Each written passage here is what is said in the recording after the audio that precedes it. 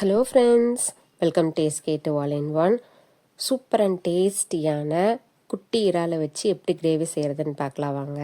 இதோட பேர்லாம் எனக்கு தெரியாதுங்க, குட்டி இறால் கிரேவினே வச்சுக்கலாம். இந்த குட்டி இறால் பக்கத்து வீட்டு அக்கா தான் கொடுத்தாங்க, இதோட பேர் சொல்லி தான் கொடுத்தாங்க. இருந்தாலும் எனக்கு ஞாபகம் இல்லை, இந்த பேரை நான் கேள்விப்பட்டதும் இல்லை. கிரேவி ஆட்ட பண்ணிடலாம் அப்படின்ட்டு தான் இதை க்ளீன் பண்ணிகிட்டு இருந்தேன். இந்த குட்டி இறாலை வறுக்கிறதுக்கு பதிலாக கிரேவியாட்டம் பண்ணால் பெசஞ்சு சாப்பிட்றதுக்கு சூப்பராக இருக்கும் அப்படின்ட்டு கிரேவி தான் பண்ணேங்க. குட்டி கருவாடு வாங்கி வறுத்து இருக்கேன். இறால்லாம் வாங்கினதே இல்லை. குட்டி கருவாடை வச்சு நான் கிரேவியும் செஞ்சது கிடையாது. சரி, இந்த இறாலை வேணால் கிரேவியாட்டம் செஞ்சு பார்த்துட்டு இன்னொரு நாள் குட்டி கருவாடு வாங்கி கிரேவியாட்டம் ட்ரை பண்ணி பார்க்கலான்னு ஃபஸ்ட்டு இந்த குட்டி இறாலை வச்சு ட்ரை பண்ணி பார்த்தேங்க. செம்ம சூப்பராக வந்திருந்தது.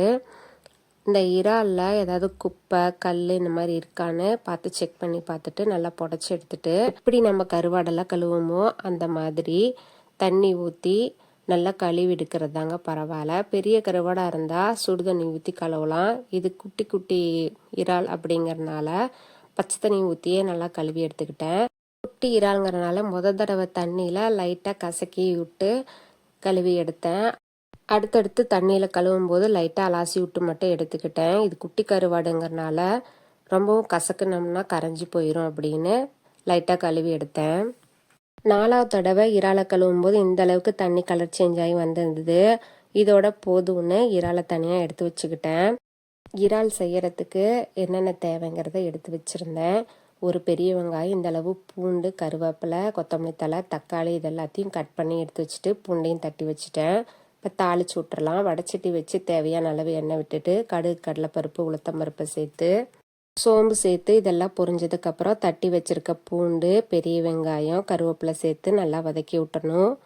இந்தளவுக்கு பூண்டும் பெரிய வெங்காயம் வதங்கினதுக்கப்புறம் வெட்டி வச்சுருக்க தக்காளியை சேர்த்துக்கலாம். தக்காளி வதங்கிறதுக்கு கொஞ்சமாக உப்பு சேர்த்துக்கிட்டேன். எந்த உப்பு சேர்த்தாலும் சரி, கல் உப்பாக இருந்தாலும் சரி, தூள் உப்பாக இருந்தாலும் சரி. கொஞ்சமாக மஞ்சத்தூள் சேர்த்துட்டு தக்காளி நல்லா மசிஞ்சு வர அளவுக்கு வதக்கி எடுத்துக்கிட்டேன். இந்த அளவுக்கு தக்காளி மசிஞ்சு வெந்ததுக்கப்புறம் 3 ஸ்பூன் கொத்தமல்லி தூள், 1 ஸ்பூன் வரமிளகாய் தூள் சேர்த்துட்டு லைட்டாக வதக்கி விட்டுட்டு தேவையான அளவு தண்ணி ஊற்றி மசாலாவோட பச்சை வாசனை போகிற அளவுக்கு கொதிக்கி விட்டுக்கிட்டேன்.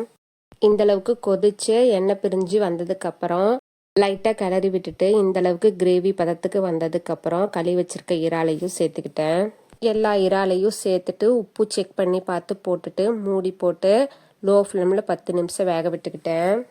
10 நிமிஷத்துக்கு அப்புறம் எண்ணெய் பிரிஞ்சு வந்து சூப்பராக ரெடி ஆயிருந்தது. கொத்தமல்லி தழை தூவி இருக்குன்னா இறால் கிரேவி ரெடி ஆயிடுச்சுங்க. இந்த இறால் கிரேவி சாதத்துக்கு, சப்பாத்தி, தோசை, இட்லிக்கு எல்லாத்துக்குமே தொட்டு சாப்பிட்டுக்கலாம். செம்ம டேஸ்ட்டாக இருக்கும். இந்த இறால் கிரேவிலேயே கொஞ்சமாக புளி ஊற்றி செஞ்சிங்கன்னா இறால் தொக்காயிரும். அந்த மாதிரியும் ட்ரை பண்ணி பாருங்கள். நானும் ஒரு நாள் ட்ரை பண்ணி பார்த்து அதை வீடியோவாக போடுறேங்க. நீங்களும் இந்த மாதிரி இறால் கிரேவியை செஞ்சு சாப்பிட்டு பாருங்கள். செம்ம டேஸ்ட்டாக இருக்கும். இந்த வீடியோ உங்களுக்கு பிடிச்சிருக்குன்னு நினைக்கிறேன். தேங்க்யூ.